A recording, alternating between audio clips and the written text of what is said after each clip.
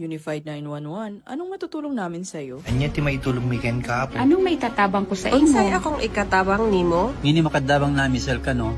Sa anumang wika o dialekto, may tulong na darating sa iyo.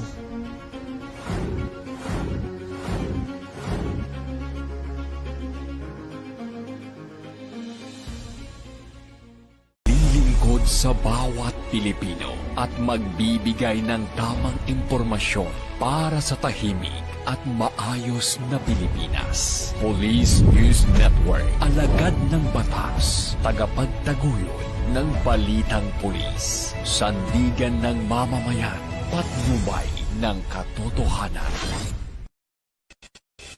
La Campo Crame, maghahatid ng pinakahuling kaganapan at nagbabagang balita. Ito ang PNN Police News Network. At ngayon, ang inyong mga tagapagbalita. Magandang araw, Bagong Pilipinas. Ako ang inyong alagad ng batas, tagataguyod ng Balitang Pulis. Patrolwoman Melin Loquias mula sa Eastern Police District. Maghatid sa inyo ng tamang balita, kwento ng pulis at serbisyo para sa mamamayan. At ito ang PNP News Online.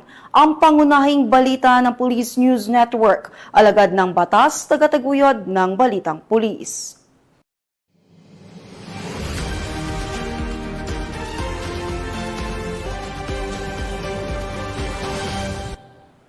Narito ang mga balitang hatid ng ating PNN correspondents mula sa iba't ibang panig ng bansa.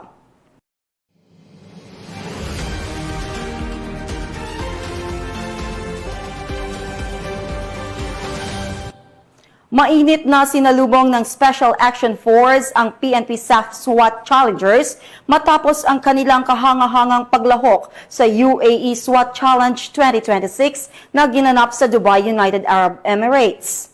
Sa pamumuno ni Police Major General Mark Pespes, Director ng Philippine National Police Special Action Force, buong pagmamalaking tinanggap ng hanay ng SAF ang kupunan sa kanilang pagbabalik sa bansa. Pinangunahan naman ni Police Brigadier General Rex Arvin Malimban, Deputy Director ng SAF, ang pagsalubong sa mga miyembro ng team. Nakamit ng PNP SAF SWAT Challengers ang ika-14 na pwesto mula sa kabuuang 109 na elite teams na nagmula sa mga 48 bansa. Isang patunay ng husay, disiplina at kahandaan ng mga Pilipinong pulis sa pandaigdigang entablado. Sa pakikipagsabayan sa ilan sa pinakamamahusay na tactical unit sa mundo, ipinamalas ng koponan ang matinding determinasyon, precision at operational excellence na nagdala ng karangalan hindi lamang sa organisasyon kundi sa buong bansa.